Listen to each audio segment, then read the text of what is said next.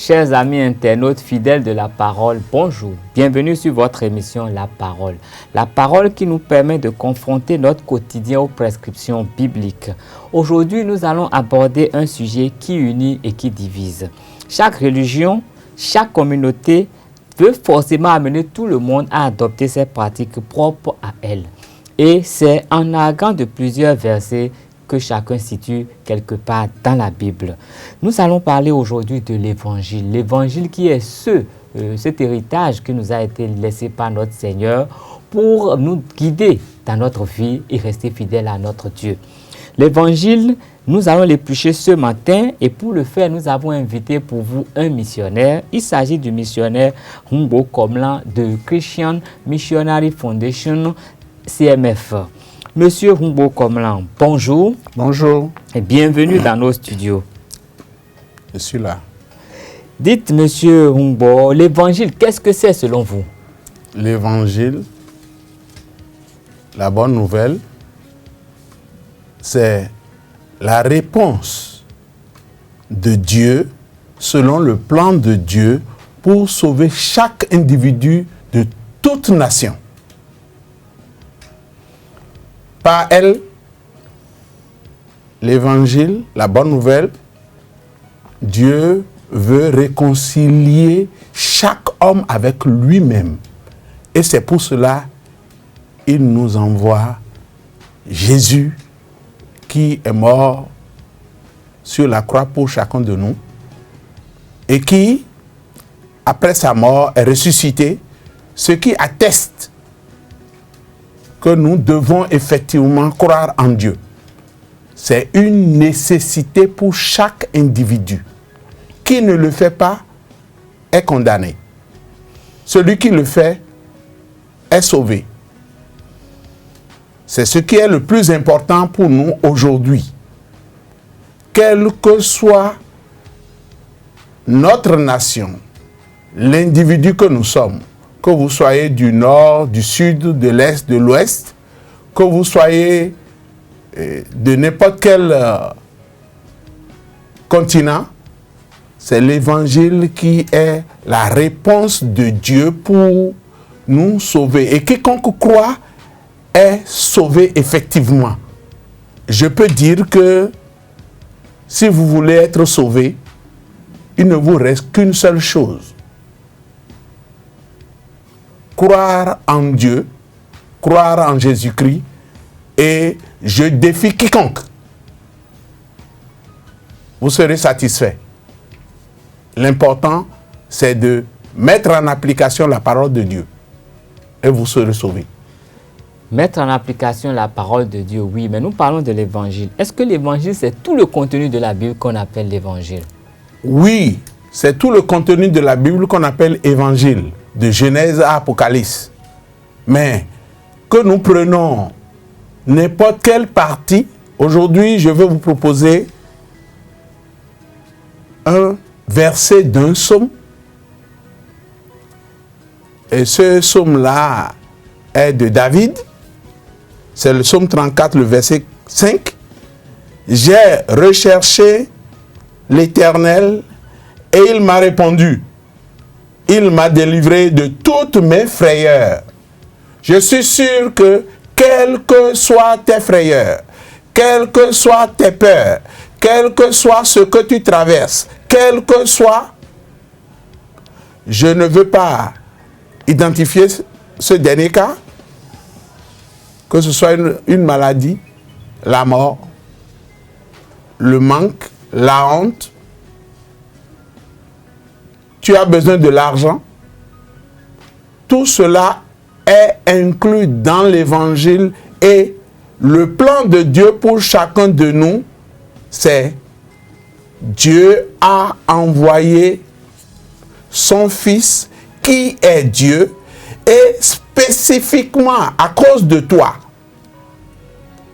à cause de nous, est venu et est mort pour nos péchés et nous sauver de toute malédiction, de tout ce que tu peux imaginer, sans exception. Je dis sans exception. Je défie quiconque Bien, vous défiez les gens, je suis d'accord que vous puissiez les défier. Mais je dis, il fut un moment, on était quand même d'une certaine église où on disait que la Bible était sacrée. Tout le monde ne devait pas toucher à la Bible, tout le monde ne devait pas lire la Bible. Et nous avons vécu ça pendant très longtemps. Ben, nous remarquons en même temps qu'il y a d'autres religions où dès que les gens arrivent, on leur met la Bible dans la main. Mais comment vous appréciez cette situation? La Bible, c'est le livre qui contient tous les messages qu'il faut pour être sauvé, pour avoir solution à tous les problèmes. Mais il y a des réticences à donner la Bible aux fidèles dans certaines congrégations. Qu'est-ce qui peut justifier cela? Je peux répondre à la question de cette manière-ci. Quand vous êtes ignorant, vous pouvez poser des actes répréhensibles. Mais est-ce que parce que vous êtes ignorant et que vous posez des actes répréhensibles, il faut continuer à rester dans l'erreur? Je pense que c'est non. Persévérer dans l'erreur est diabolique, dit-on. Et il faut cesser de fuir la parole de Dieu, mais plutôt s'approcher de la parole de Dieu pour découvrir les solutions de Dieu pour chaque problème. Il faut s'approcher de la parole de Dieu, mais il y a des gens qui sont déjà des chrétiens, qui ont déjà la pratique de la parole de Dieu, qui ont la Bible tout le temps, mais ces gens ont du mal à s'associer à ceux qui ne sont pas avec eux, ceux qui ne sont pas, ne côtoient pas la Bible. Il faut voir, il y a des familles où il y a les traditions et les cultes endogènes qui sont là. Et généralement, on remarque qu'il y a une division entre ceux qui sont devenus chrétiens et les autres. Alors que l'idéal, c'est que tout le monde ait la Bible. Comment est-ce qu'on peut résoudre ce problème-là? Parce que finalement, il faut que tout le monde ait la Bible pour savoir ce qu'elle contient. Dieu est unique. Et quel que soit ce que l'homme peut vouloir, il faut régler les problèmes de la manière de Dieu. Vous passez à côté, c'est comme si vous dites à Dieu, je suis ton rebelle. Et si vous êtes rebelle vis-à-vis de Dieu, vous ne pouvez pas attendre quelque chose de lui. Il nous a offert cette grâce, la grâce de pouvoir être sauvé, la grâce de pouvoir, si vous êtes rejeté, de trouver solution et entrer dans sa famille. Si vous êtes sous malédiction, ôtez la malédiction. Si vous êtes sous la honte, ôtez la honte. Si vous êtes dans la pauvreté, ôtez la pauvreté, le manque, la faim. Tout ce que, sans l'évangile, on ne peut pas résoudre ces problèmes. Oui, et c'est l'évangile qui résout ces problèmes-là. C'est l'évangile qui nous sort du manque absolu. Et à partir de là, que ce soit de la mort, que ce soit des péchés, que ce soit de quelque châtiment que ce soit, seul l'évangile l'a résolu. Puisque la parole de Dieu dit, celui qui n'a pas commis le péché, Dieu l'a fait devenir péché pour nous, afin que nous puissions jouir de la justice de Dieu. Tout cela, c'est prévu par Dieu, selon son plan, et quiconque croit, celui-là est sauvé. Oui, mais je suis d'accord avec vous, monsieur le missionnaire, mais voilà mon problème. Je suppose que nous soyons tous deux frères, que l'un soit un chrétien fervent qui a la Bible, qui lit tous les jours, et l'autre soit consacré aux pratiques endogènes, qui chaque fois c'est lui qui met de l'eau, qui met l'huile rouge, qui tue les poulets, qui tue. Comment est-ce que la cohabitation devrait se faire entre ces deux personnes? Parce que, comme vous l'avez dit, pour être sauvé, c'est l'évangile. L'évangile est la solution à tout. Qu'est-ce qui peut se faire? Comment est-ce qu'on peut vivre cette fraternité-là quand on connaît l'évangile? Disons-nous la vérité. Dans notre culture, il y a le kurio. Ce kurio, c'est pour chercher solution aux problèmes. Mais je peux vous dire que dans le kurio, on n'utilise que des éléments, des créatures, et quelquefois, on ne fait pas la volonté de Dieu. Alors que Dieu même a planifié la chose. Et spécifiquement pour toi, il a envoyé Jésus, qui est Dieu, qui s'est débarrassé de tous ses privilèges et est venu mourir sur la croix pour toi. sur cette terre. Il suffit d'y croire. Ça semble être quelque chose de simple, mais ce n'est qu'en s'approchant de la parole de Dieu que vous verrez, et tout le monde voit. Celui qui rejette hier peut l'accepter demain. Ou il rejette hier, il accepte aujourd'hui. Parce que ce n'est que cette seule voie que Dieu a prévue pour nous sauver. Il n'y a pas meilleure autre solution. C'est la solution de Dieu pour tout. Et la victoire de Jésus-Christ pour quiconque croit devient alors victoire de ce dernier. Et il profite de ça. Nous sommes des profiteurs. Jésus est mort pour nous. Il est mort, il a tout fait pour nous. Je peux vous dire que tout ce dont nous pouvons profiter, Jésus nous l'a donné cadeau. Il suffit seulement, celui à qui on donne quelque chose, il le reçoit. Et on ne peut pas recevoir ça à la fois. Ben, l'évangile est contenu dans la Bible et la Bible est un ensemble d'écrits.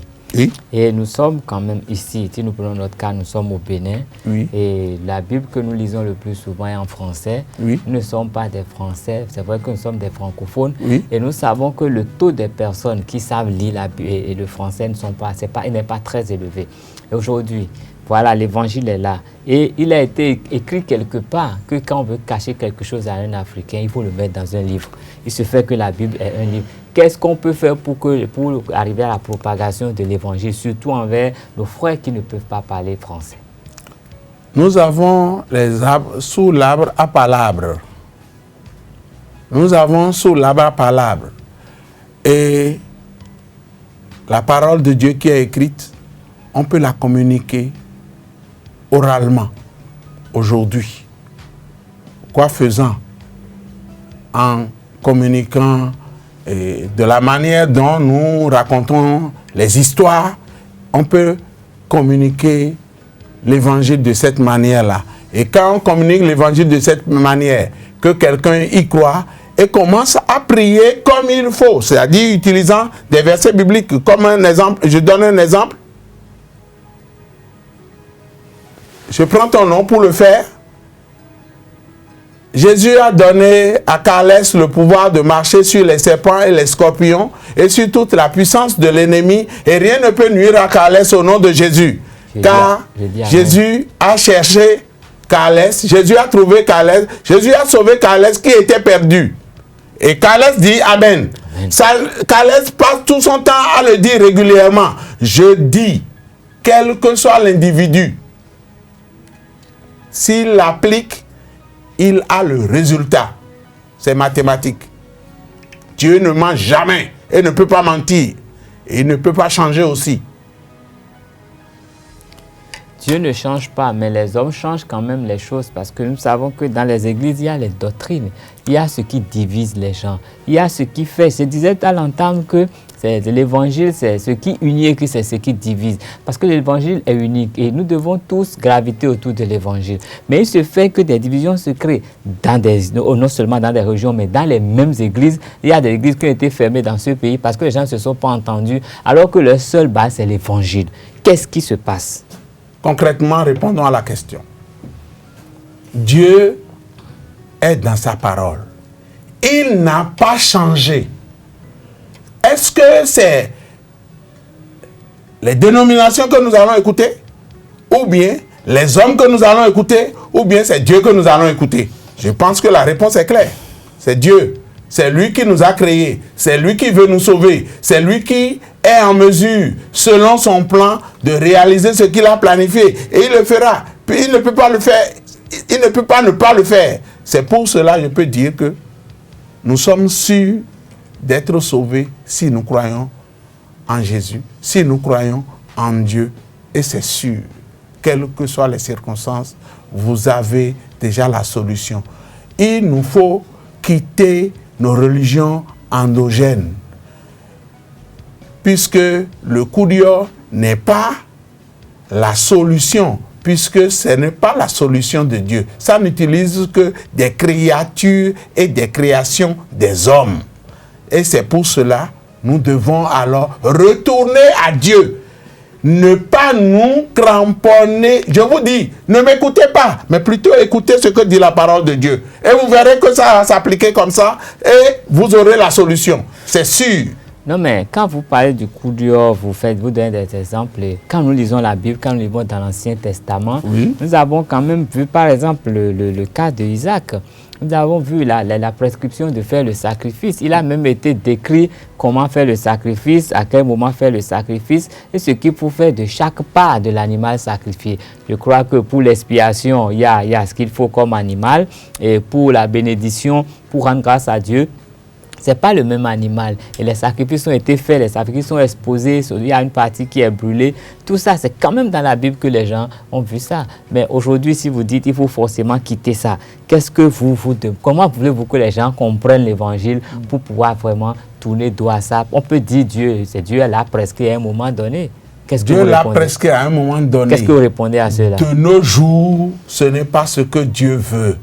Il a envoyé le Christ mourir une seule fois pour tous les hommes. Ce que Dieu veut pour sauver Carles ou bien pour sauver n'importe qui, pour me sauver, c'est la mort du Christ. Et cette mort a eu lieu. Cette mort-là met fin à tous ces sacrifices. Et ce que Dieu attend, c'est votre foi. Sans la foi, nul n'est agréable à Dieu. Avec la foi, vous avez toutes les portes ouvertes et le salut garantit la joie et la paix. Je lis ici dans Marc 16 au verset 15. Puis il leur dit, allez par le monde et prêchez la bonne nouvelle à toute la création. Et ça continue au verset 16 qui dit, celui qui croira et qui sera baptisé sera sauvé. Mais celui qui ne croira pas sera condamné. Ce qui suppose que les gens qui n'auraient pas reçu l'évangile, quelque part, sont condamnés. Oui. Les gens qui ont reçu l'évangile et qui ne l'ont pas, qui ne l'ont pas accepté, qui ne se sont pas laissés condamner et qui ne se sont pas laissés convaincre par la foi, seront condamnés. Mais quand nous observons notre pays, est-ce que vous avez une petite idée du taux de pénétration de l'évangile au Bénin? Je peux dire que beaucoup de gens pensent que l'évangile a atteint jusqu'à 33%. Mais je dis c'est faux. Puisque aujourd'hui, nous constatons que les gens, après avoir reçu le Seigneur Jésus, ils font marche arrière. Ou bien ils font de l'amalgame, ou bien du syncrétisme, des mélanges. Alors que nous n'avons besoin de rien du tout. Rien du tout. Il suffit de croire. Et les éléments que Dieu a utilisés pour nous sauver ne sont pas des éléments créatifs par un homme.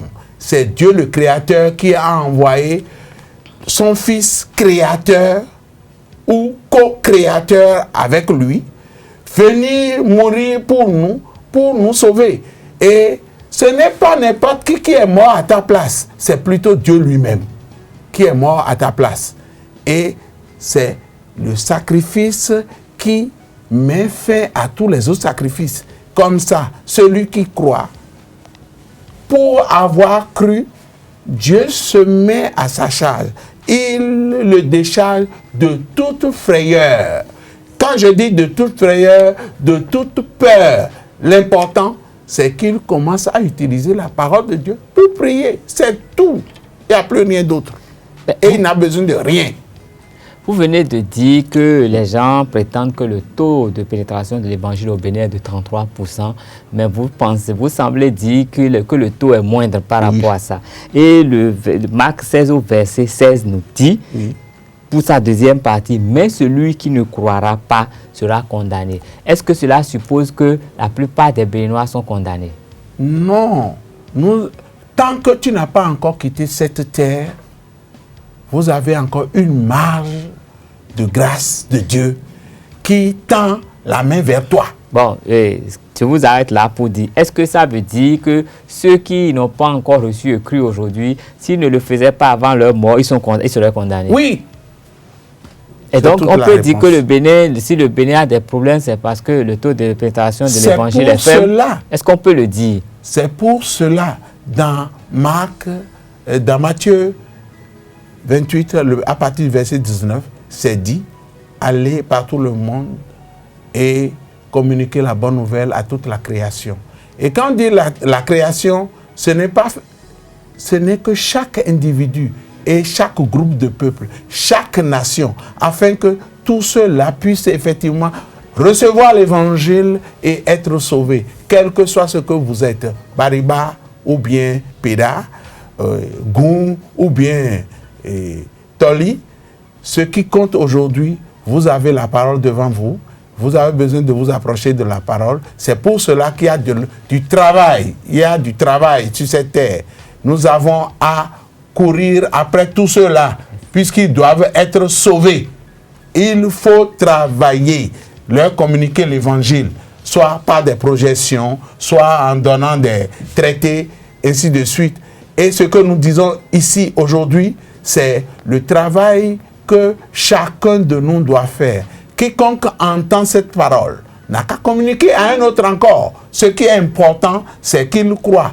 Je défie quiconque. Si vous avez n'importe quel problème et que vous êtes conscient, vous êtes sérieux, je dis, la solution de votre problème vient de vous atteindre. Au nom de Jésus. Amen.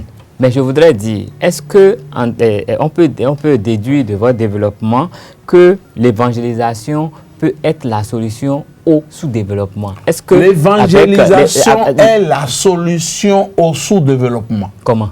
Je dis, nous avons des enseignants un peu partout. Et ce qui tue, je peux vous dire que le palu tue plus que tout. Mais ce que communiquent les enseignants, s'ils communiquent la vérité et ne passent pas, ne communiquent pas ce qui est anormal, c'est-à-dire tout ce qui n'est pas de Dieu, nous traitons plus de nos totems, mentons quelquefois, et c'est ça qui nous amène à l'étape où nous sommes aujourd'hui, où les gens ne veulent pas ou n'appliquent pas ce qu'ils doivent appliquer. Le palu seul tue, et tout le monde sait, il tue plus que le sida. Mais si nous appliquons la parole de Dieu, je vois que le palu peut vous sauver. Est-ce que la parole de Dieu peut guérir le palu? La parole de Dieu peut guérir le palu. Comment? Mais, je veux comprendre. Mais ça devient sérieux. Je dis bien, la parole de Dieu peut guérir le palu. Mais vous avez besoin d'un d'un médicament traitant du palu. Puisque c'est Dieu qui a créé l'homme. Et l'homme a créé le médicament. L'homme connaît des tisanes. Et ces tisanes-là, administrées dans le bon sens, avec la prière, vous avez la solution. Et sans la prière? La prière est au cœur de tout. Nous ne pouvons pas être sauvés sans prier. Ok, vous l'avez dit, nous ne pouvons pas être sauvés sans prier. Le psaume 34 au verset 4 dit, j'ai cherché l'Éternel, il m'a répondu, il m'a délivré de toutes mes frayeurs. Et je continue en lisant Matthieu 28 au verset 19 qui dit, allez donc et faites des disciples de toutes les nations, les baptisant au nom du Père, du Fils et du Saint-Esprit. Vous ferez cela en mémoire de moi. Ce qui veut dire que l'évangile, c'est l'héritage que Dieu nous a laissé. C'est le message que nous devons propager et c'est le message qui devrait être la solution à tous les problèmes. Quelle que soit notre race, quelle que soit notre ethnie, c'est le message qui doit nous sauver. Parce que vous l'avez déjà dit, le Christ est venu, il est mort sur la croix, il nous a sauvés, mais il nous a laissé l'évangile en héritage. C'est ce que je retiens de votre développement de ce matin et je dis à tous nos amis internautes qui ont suivi cette émission, je leur dis merci pour leur attention Et je les prierai d'essayer de tirer quand même leçon de ce que nous avons partagé ce matin. Qui que nous soyons chrétiens ou pas, faisons l'effort de nous approcher de la Bible, faisons l'effort de lire la Bible parce que la Bible regorge de beaucoup de secrets. La Bible regorge de beaucoup de connaissances. La Bible peut nous guider en toutes choses. Que nous soyons politiciens ou non, la Bible peut nous guider. Que nous soyons scientifiques ou non, l'Évangile. La question n'est pas d'aller forcément s'allier à une église. La question n'est pas de se revendiquer d'une congrégation, mais s'accrocher à l'Évangile. S'accrocher à l'Évangile pour que le Seigneur soit à notre côté. Parce que quelles que soient nos religions, nous évoquons, en tant que Béninois, nous évoquons toujours Dieu. Nous évoquons toujours le Créateur à un moment donné. Donc, c'est une invite à s'accrocher au Créateur pour que nous puissions avoir la solution à tous les problèmes. Sur ce, je vous dirai merci pour votre attention. Que Dieu vous bénisse et à la semaine prochaine.